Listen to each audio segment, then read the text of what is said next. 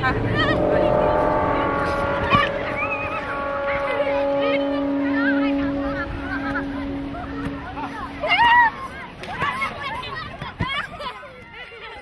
country is named after the great river that gives it life.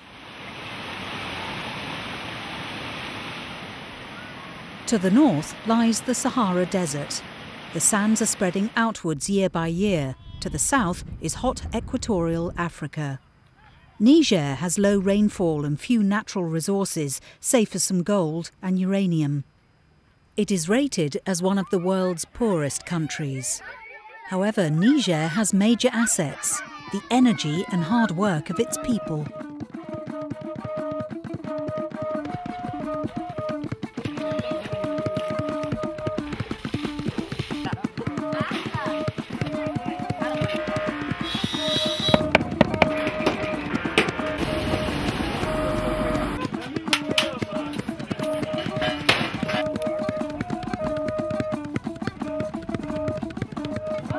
But what of those who cannot see?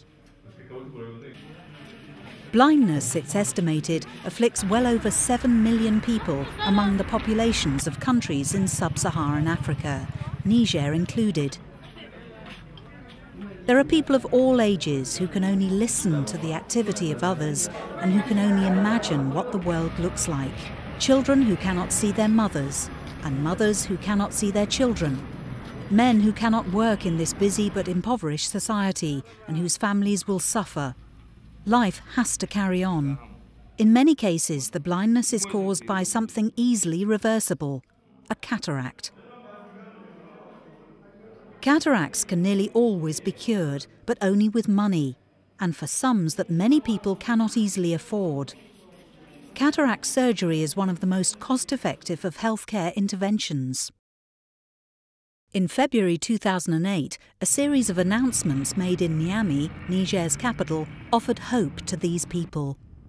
Campagne de lutte contre la cécité au Niger, la Banque islamique de développement BID, le ministère de la Santé publique organise une campagne médicale de lutte contre la cécité au Niger. Cette campagne de chirurgie de la cataracte qui s'adresse à toute la population est assurée gratuitement tous les jours. By radio and TV, as well as word of mouth, people like Issa learned how their life could be transformed. Operations to cure cataracts were being freely offered by the Alliance to Fight Avoidable Blindness. Massivement à l'hôpital Lamordé, car la vue, c'est la vie. Issa had been a construction site worker until partial but increasing blindness made him less employable. He set off on the long walk to the hospital, to be joined by hundreds of others making the same journey, often of many kilometres, for the same reason: hope of a cure. In an average week, this hospital might see and treat 10 cataract cases. Now there were potentially many hundreds. For some, the offer to help would still come too late. If not treated in time, cataracts among children can have devastating consequences, particularly on their social development and education.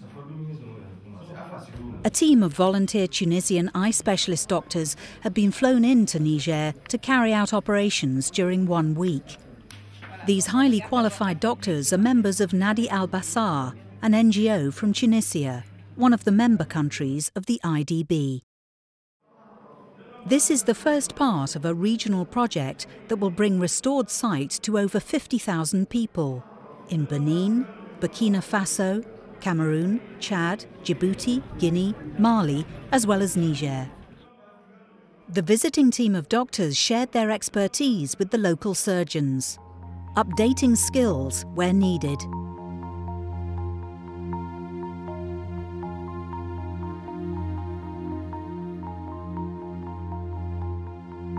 The project is one in which all concerned can be proud. Who are these people? The Islamic Development Bank, IDB, is a multilateral development institution established in 1975 to foster economic development and the social progress of its member countries. The IDB provides various forms of development assistance for poverty alleviation and human development. In 2003, the Islamic Development Bank commenced a programme of identifying and treating blindness in these 8 countries, where the problem is great and the supply of trained ophthalmologists inadequate. Since that time, nearly 14,000 people have benefited from eye examination, of which 1/4 were identified and successfully treated for a cataract. The Alliance to Fight Avoidable Blindness is the new IDB initiative that builds on these 5 years of success and experience. The Alliance brings together non-governmental organisations involved in eye care, ministries of health and donors in order to provide cataract treatment for all and ensure the training up of new eye specialists. What of the future? There are not enough of these eye specialists in Niger nor in sub-Saharan Africa, so a key part of IDB's new initiative has been to train local medical staff to carry on and extend this work.